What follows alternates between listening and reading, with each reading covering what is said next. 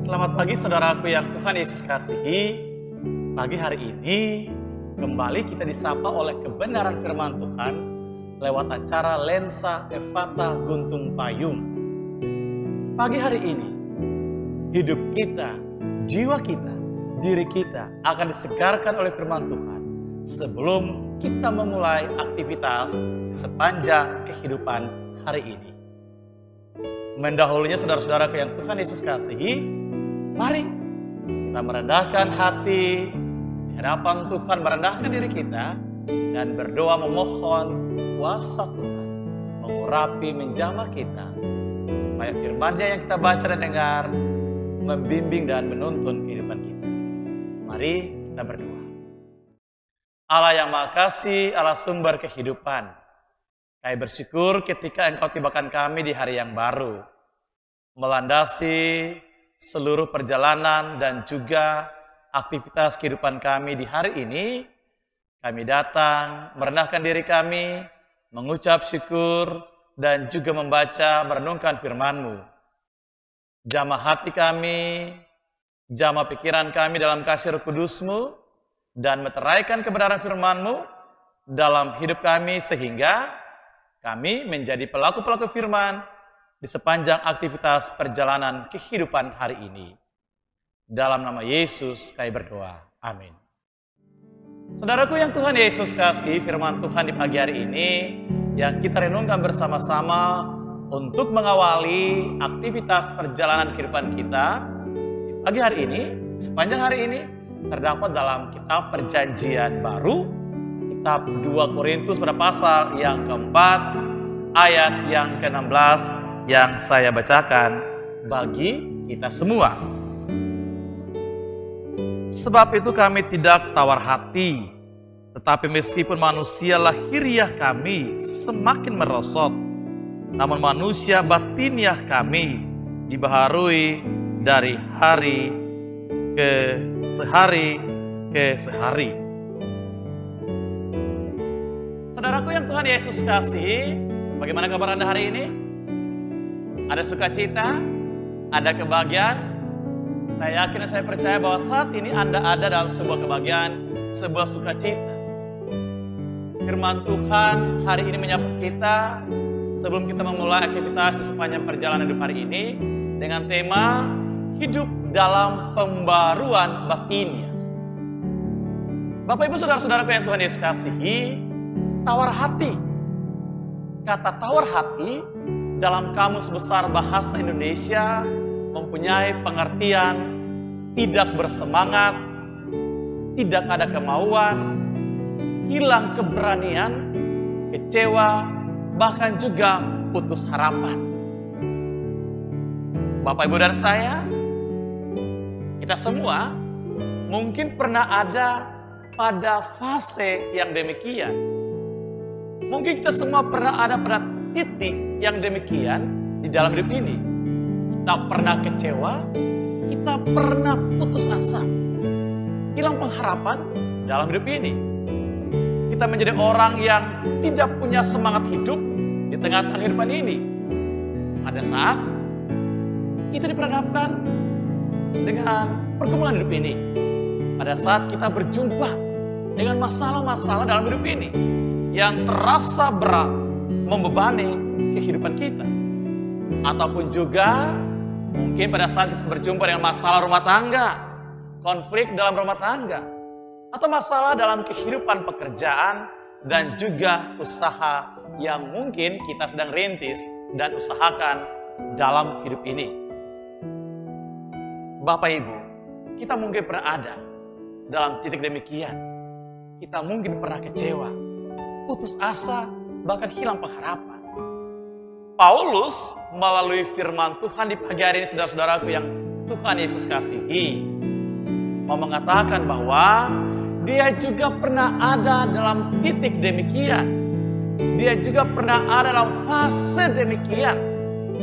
Dia juga pernah berjumpa dengan pergumulan dalam hidupnya. Terlebih, dia berjumpa dengan pergumulan, tantangan, hambatan di tengah-tengah pelayanannya. Tapi hal yang patut kita petik dan timba dari pengalaman hidup dan iman seorang Rasul Paulus adalah meskipun ada tantangan, meskipun ada hambatan, itu tidak membuat dia menjadi orang yang tawar hati.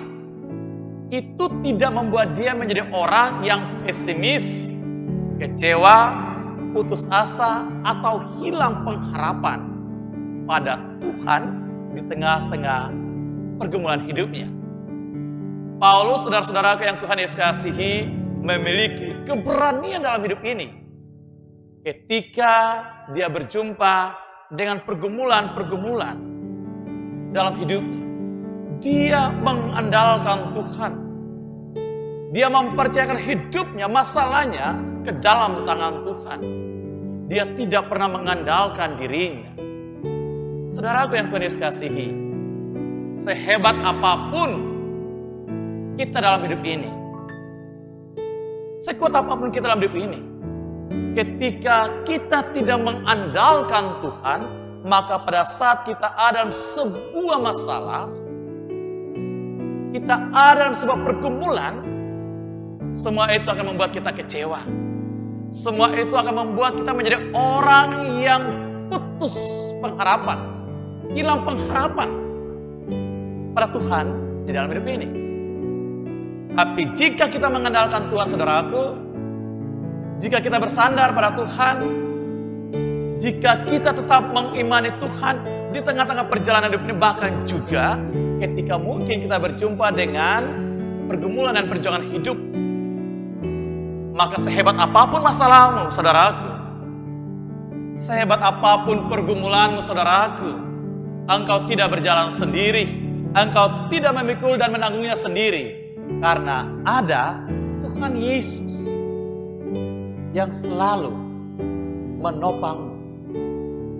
Mungkin saat ini engkau sedang berada dalam sebuah pergumulan.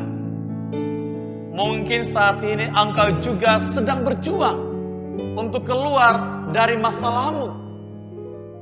Bahkan mungkin saat ini engkau sedang mengalami sebuah kekecewaan, kerapuhan, patah semangat di dalam hidupmu. Dan itu semua bahkan membuat engkau seakan-akan tidak punya keyakinan iman pengharapan lagi pada Tuhan Yesus. Ingat saudaraku, ingat, Dia ada. Tuhan Yesus itu ada. Dia mau menopangmu dan menanggung apapun masalahmu yang engkau jumpai di dalam pergumulan hidup. Dia ada di dalam dirimu. Dia ada di dalam hatimu. Dia ada dalam setiap langkah hidupmu.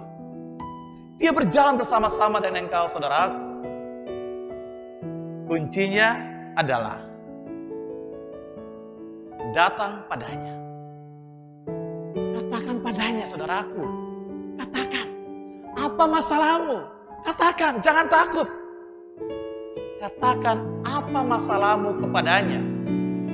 Dan minta Dia, Tuhan Yesus, membantumu. Dan yakinlah, Dia pasti memberikan jalan keluar padamu untuk menemukan kasih-Nya. Karena itu saudara-saudaraku yang Tuhan Yesus kasihi, ketika kita akan melangkahkan kaki di tengah-tengah keterpanggilan hidup dan juga aktivitas pekerjaan, usaha, kehidupan berkeluarga, rumah tangga, bersama-sama masyarakat, firman Tuhan bilang bagi kita semua, mari buka hatimu dan biarkan Dia, Tuhan, berbicara padamu. Biarkan Dia, Tuhan Yesus, membimbing dan menuntunmu menemukannya setiap saat di dalam hidup. Jangan mengandalkan kekuatanmu, saudaraku. Karena kekuatanmu itu terbatas adanya. Jangan mengandalkan kemampuanmu, tapi andalkanlah kuasa-Nya yang Dia berikan bagi engkau. Andalkan Dia. Karena Dia ada. Dia siap menolongmu. Dia ada dan selalu mengulurkan tangannya.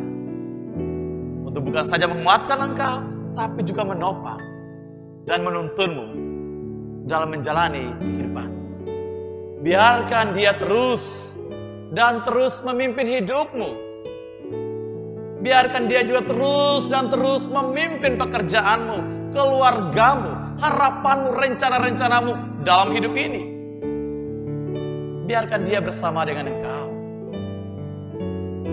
Karena ketika engkau bersama dengan dia, engkau akan kuat. Engkau akan mampu melewati setiap perjuangan di dalam hidup. Amin.